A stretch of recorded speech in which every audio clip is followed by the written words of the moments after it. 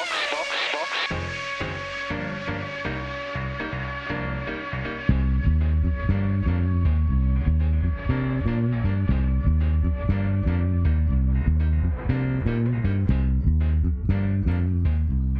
and welcome to Box. I am the first race at the Red Bull Ring, Shannon Hayes. I'm the second race at the Red Bull Ring, Sam Cockcroft.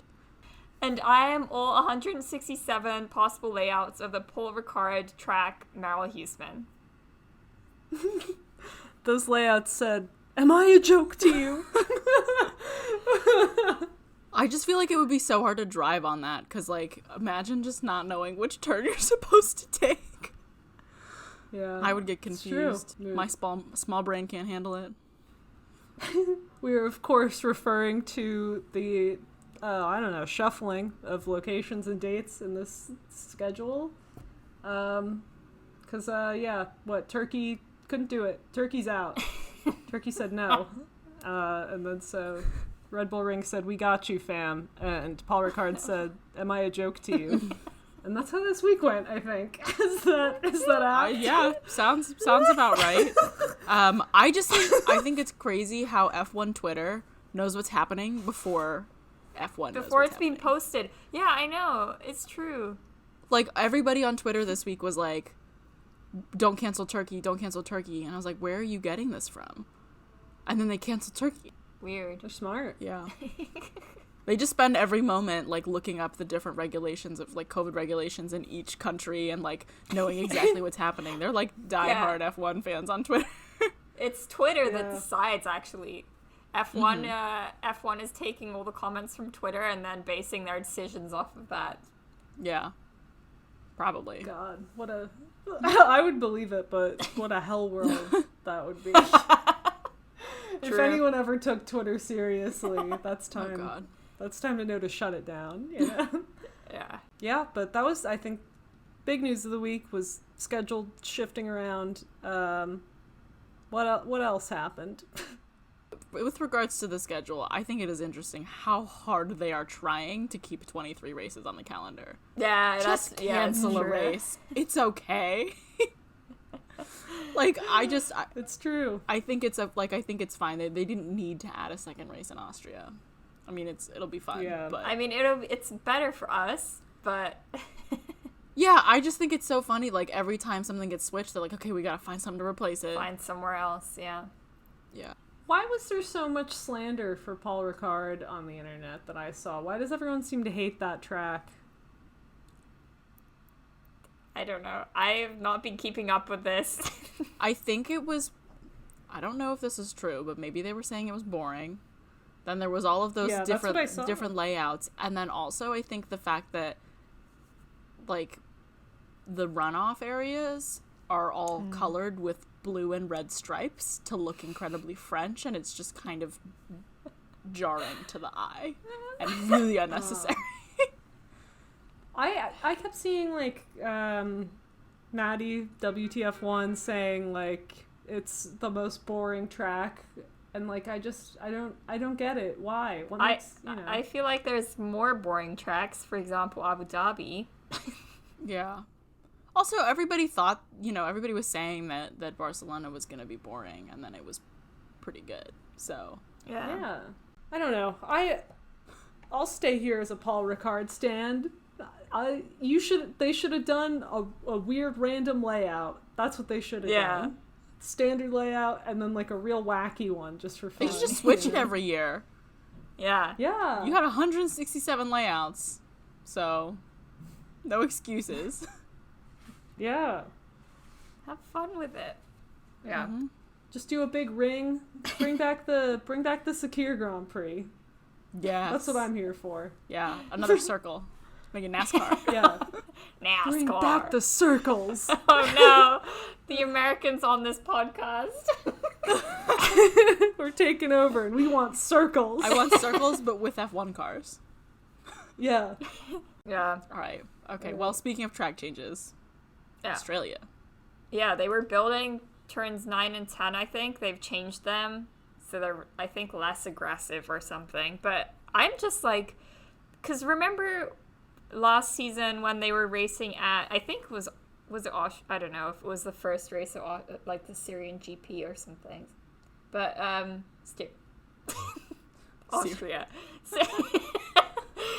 But they because like weren't they complaining that because the track was new, it was so much harder to race there, like it was so slippy. Oh yeah. So now I'm thinking, was that the first, like, I want to say Turkey. Oh, it might have been Turkey. Was it Turkey, the slippery one? I don't remember. It might have been. I do remember that there was a race last year where they had just newly constructed. Yeah, they newly paved. That's exactly what they've done in Austria. I'm mixing Australia and Austria now. But no, that's what they've done in Australia. They like have repaved turns 8, 9, and 10. So unless they get like hella cars on there right now, it's gonna be super slippy. I think that's funny though that it's only like a small section of the track that's gonna be slippery. Yeah. And because then they kind of like it was like a true chicane before, and now it's like a lot straighter. It's like, so it's a lot faster, and now it's more slippery. And slippy. It'll be interesting. Yeah. I mean, I guess talking about tracks, we can talk about the track limit thing that, I don't know, I think it was WTF1 that posted about this, that F1 is creating like a group of people to... Okay, what they said, this is like a quote, is like F1 creating a working group so track limits finally make sense. And I don't really know what that means, but I hope that it means that in future races we won't have track limits changing from Saturday to Sunday anymore, because that has been happening very often. Or how about, from driver to driver? Yeah, that too. Yeah. That's... I think maybe this is part of what they were... I don't know if this is linked in any way, but there was this article that Grosjean was a part of, and he basically was saying, I'm like really, I think George Russell's doing a great job taking over my like role in the like Grand Prix Drivers Association. And then he also was like, I think that we should adopt how IndyCar does track limits, because it makes so much more sense than how it makes sense in F1. How does IndyCar do it? Good question. You came in with the facts, but not the grounds to back it. Okay, no, I read the article, but it was mostly about Grosjean talking about his experience in the like GDPA, not GPDA. That's the one. But yeah, it was less about the actual track limits thing. Nice. I bet they just have like actual set track limits that they use for every race, and they stick to them. I think that's probably what they do. Yeah, I mean, I think it just is something that like literally just makes sense. And it was actually he was on the F1 podcast, so that's why he was talking about all of this stuff. It seems like a very easy thing to get right consistently, because all you have to do is say, hey, don't go further than here, We have rules for that in literally every other sport, and there's consistency and a physical line drawn on the ground for it. Yeah. I would say even in our driving day to day, there are lines on the road for track limits, and we manage to do it fine. So basically exactly what you just said. He said, put some gravel or grass outside of the track, and then we won't have to worry about track limits. That's something I really like about the US. It's not a question that you ask yourself, and I feel like there's been a bit too much talk about that in F1 this season. So basically just like make it so you don't want to go over. Yeah. Because I think the problem is that the curbs aren't really stopping anybody. Like you gotta make it so that they like it really fucks them over if they do. Yeah. Yeah. Gravel could be good. I'm here for gravel. Well, I guess talking about Grosjean, he had his first IndyCar quali yesterday, and he came pole. He got pole, so hell yeah. Good for Grosjean. Also, I don't know if you guys saw, but Magnussen also posted on his Insta story. It was really cute. He's like, my brother or something, proud of you. It's so cute. Aww. Even though they were like the most like devilish duo. Still cute. They are brothers. You know what? They knew when to disembark from Haas, and in that they are truly brothers. Yeah, true. Yeah. I think also, didn't Grosjean say this was his first pole in 10 years? I did not see that, but I think it was. I think I literally just saw this tweet in the last 5 minutes, but I think that's what he said. Is this proof to the fact that F1 drivers are of a higher class than any other motorsport? If the fact that, no offense, but Roman Grosjean, of all people, was able to get pole, right out the gate, I saw a tweet that this week, actually, about, what would happen if you, who would perform better, an F1 driver in a NASCAR car or a NASCAR driver in an F1 car, and everybody seemed to be in agreement that an F1 driver would do better in a NASCAR car. Yeah, I think I'm so sure, too. because, there's just more chunk to it, versus if you remove the chunk of a NASCAR car and the protection, I think someone's going to freak out. Also, the fact that NASCAR drivers are chunkier in general, they don't have to work out as much. I think, I don't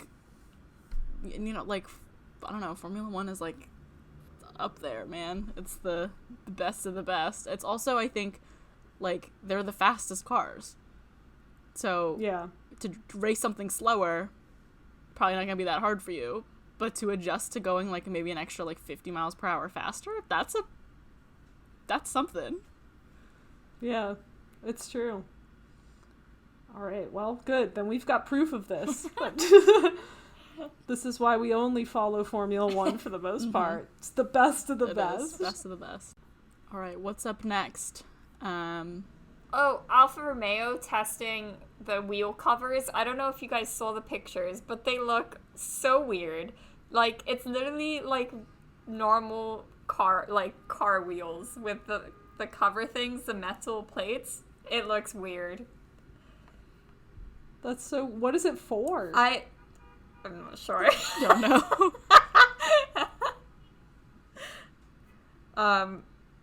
But I didn't even hear about this, so... Yeah, I think they were in Formula 1. Formula 1 cars used to have them. Oh, in 2009 was the last time they had wheel covers. Yeah, I don't know why they're testing them, to be honest. Bringing it back, maybe. But they look ugly, and I don't know. I don't know why. I thought that I could Google Alfa Romeo hubcaps and I would actually get what I was looking for, but it's just stuff for regular street cars. Oh, so for F1 they're called wheel shrouds, or maybe that's what everyone calls them, but I've never heard that before. I think this also depends on wheel shrouds sounds British. And it's apparently... Sounds cool as hell. Yeah, well, apparently it's supposed to cool off your brakes, so... Oh, it is cool. Hell yeah. So I guess that's why they're testing them. But I guess they're testing it for Pirelli, not necessarily for themselves. I don't know. I don't know if you can put wheel covers on without everyone putting wheel covers on. Yeah, I mean, I think that seems like something that they would do, as a... Pirelli would do for the entire season for all the teams. Yeah. Well... We'll see, I guess. I guess that could help with preventing the brakes from fucking going into flames. But I wonder how that works with, trying to keep your tires warm. Would it make it a little bit harder? No, because I feel like that's not really something that happens internally anyway. That's more to do with friction, right? I don't know. I'm still thinking about what my dad said in terms of best way to actually get your tires warm is to brake. I mean, yeah, because that's not something. That's because you're there's more friction on the actual tire, right, on the rubber, not from the inside. I was thinking the heat from the brakes. I don't know enough about cars to dispute any of this. So I don't either. Let's move on to our next point. But yeah. Let's talk about Alex Albon. That's something I can talk about. Yeah, we could talk about Alex for days. He was back in the Red Bull. Very exciting. Oh, that brings us also back to what we said last week, that he still has a F1 Red Bull driver in his bio. which I guess is true. Also, I don't know if we talked about this or if this was this week or last week, but right now, after how many races have we had? 4. 3? 4? 4. 4? 4? I don't know. I think it's 4. After the 4 races that we've had, Albon and Checo are at the same place as they were. Yeah, I saw that. Year. Yeah, it is 4. So, I saw loads of memes about that too, being like Albon laughing at Checo because like Checo's just following Albon's footsteps. Yeah. Red Bull is going to bully him out like they always do. He's going to start off strong and then... Yeah, he's just proof that this is fully a Red Bull problem and not a driver problem. Yeah. Yes. Do with that what you will, Christian Horner. He's just going to keep prioritizing Max. He's not going to care. Like, do they want a Constructors' Championship? Because it seems like they don't care. They just want Max. All they want is Max. All they want is Max. I just, I get it, because you want him to win, but, like, as a team, do you not want your team to do well as well? But they just don't seem to want to put in the effort. Like, Mercedes, I think, like, the reason that they have been, Constructors' Champions for however many years, very long time, is because they actually show that they care about their second driver. Yeah. I mean, a little iffier this year. A little, but like, they care for the at most least part. a little. Yeah. They try. They try to at least pretend that they care. Yeah. They care more than Red Bull does about their second driver, that's for sure. Yeah, just not a high bar. Yeah. So, all right. Last up on the agenda, right? Yeah. Is this on me now? You brought it up. Okay. Well, it was the first article that I've seen at least discussing the 2022 driver market, which is very exciting in my opinion. So, a lot of contracts ending this year. Obviously, we got both Mercedes only on a 1-year contract, so they're both going to be up at the end of this year, and we'll see what happens with them. Yeah, basically, also George Russell is just waiting to see what's going to happen with Mercedes, to see if he's going to get moved up. And this was very exciting. Both Kimi and Giovinazzi's contracts are up at the end of this year. So there are going to be some changes at Alfa Romeo. I think I'm kind of sad about it. I think this might be Kimi's last year. I think it actually is too. Because I don't think that they would get rid of Giovinazzi because he's too young and he's good. Yeah, for their car, he knows their car. Like, I don't think they would get rid of him, but I think they will look into getting like Callum or someone from, because I think they could. Yeah, do so really that's well. that's what they said is that's what the article was saying is that because they have that partnership with Ferrari, it's probably going to be Giovinazzi and Isla next year. So hear me out though. Hear me out. Ready? Because Kimi just wants to be in an F1 car. He doesn't care what team. Haas, I don't know if Haas is having some issues. So hear me out. Kimi at Haas. Kimi at Haas. Would Kimi do that though? Because at least the Alfa Romeo can drive. I think he would. Kimi and Mick at Haas. Kimi and Mick? Oh. Come on now. Okay, no, but I think what would happen more easily is that Mick would take Kimi's spot, though. At Alfa Romeo? Yeah. Because, like, if he were to move somewhere, because I don't think Mick is going to stay at Haas for long. I don't think they're going to move him after a year. Because I don't think they would move him to Alfa Romeo and then move Isla into Haas. That seems like... That's true. That's too much moving. And I think Haas is expected to be better next year.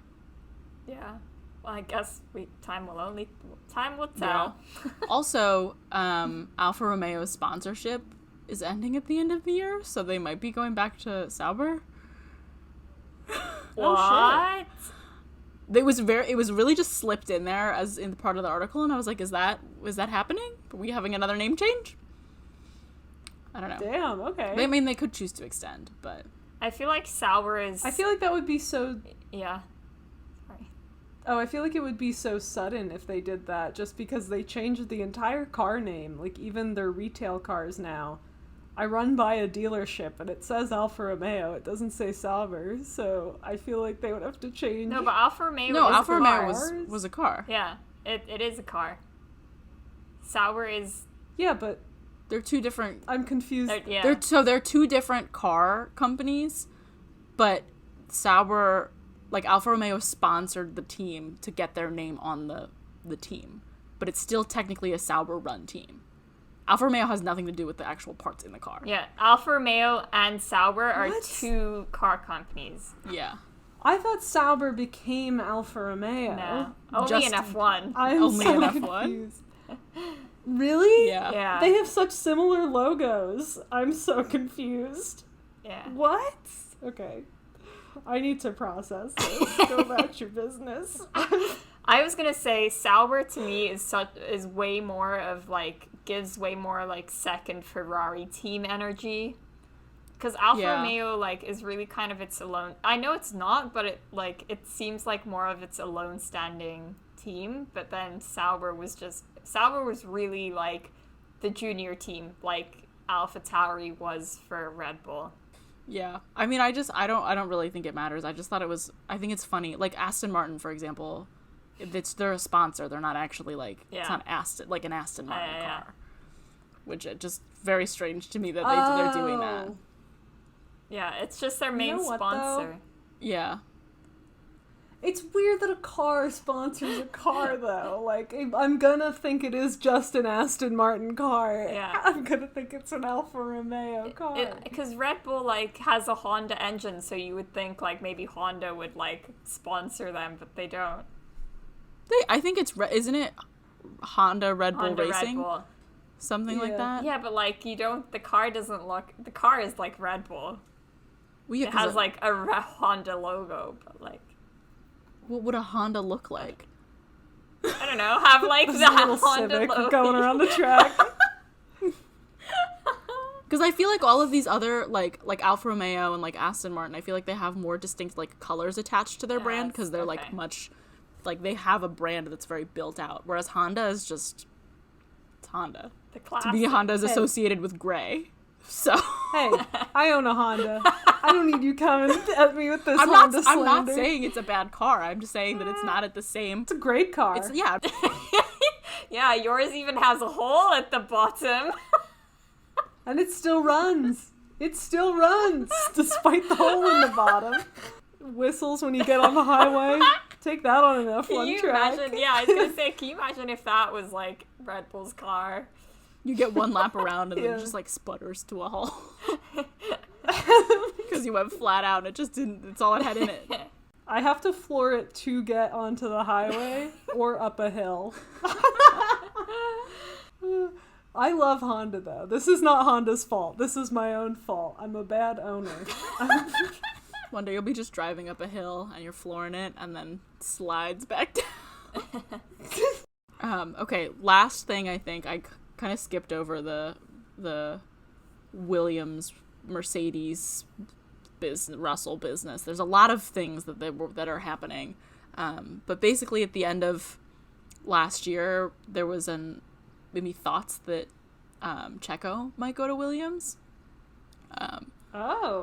So that's also open. Weird. We don't nobody really knows where Checo is going to be. Second Red Bull seat is always a mystery as usual. Every year. Yeah, and I think, like, now that Williams has a lot of extra money coming in, be on the rise. Yeah. So I think one of the things, too, is whether or not George would actually maybe want to stay at Williams, which seems unlikely, but it was a question. Though. Like, would he easily replace either Bottas or Hamilton at Mercedes? I don't know. I feel like Hamilton is going to stay. I don't think he's going anywhere. But Bottas, though, I don't know. Yeah, I don't know. Well, so that's basically what the discussion was, is they have these two seats that neither of them are locked in. one of them could choose to stay, both of them could choose to stay. So if there's one seat open, I think there's a lot of questions as to who that might go to, because technically they have another driver who is kind of a Mercedes junior, and that is Esteban Ocon. So they could put Ocon in the Mercedes. Wait, what? What? He's a Mercedes. He's like went through the Mercedes program. Like he's affiliated with Mercedes, despite the fact that he's never actually really driven for them. And his manager is Toto Wolff, which was interesting to find out. Yeah. Ocon's? Wait, this is all new to me too. Yeah, isn't that weird? Yeah. So they were saying that could be an option, but I don't know. I don't know about that. I think that would only happen if both Lewis and Bottas were like, I'm out. Which is highly unlikely. That's just not going to happen. If both of them, like, perish suddenly. Because I think possibly. George would probably be their first choice. Yeah. So. It doesn't seem like it's in the cards for Mr. Ocon. No. Right now. Does not. Well, maybe Bottas can go back to Williams. I love seeing those Snapchat things where it's like George is pictured, he's like, I'm going back to Williams, and Bottas is like, but you're already there, and George goes, what did I say? And then Bottas, I'm going back to Williams. Yeah. Well, I guess we'll see. Yeah. Well, that's right. The update on the driver market for 2022. We will continue these conversations throughout the season. Yeah. Exciting stuff. I can't believe they already were having discussions about that. So. Yeah. So early. Yeah. All right.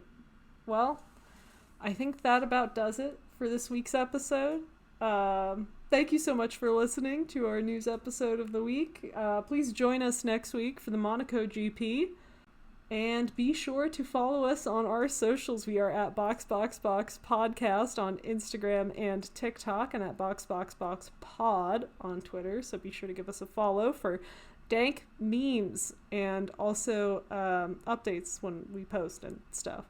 Thank you so much for listening.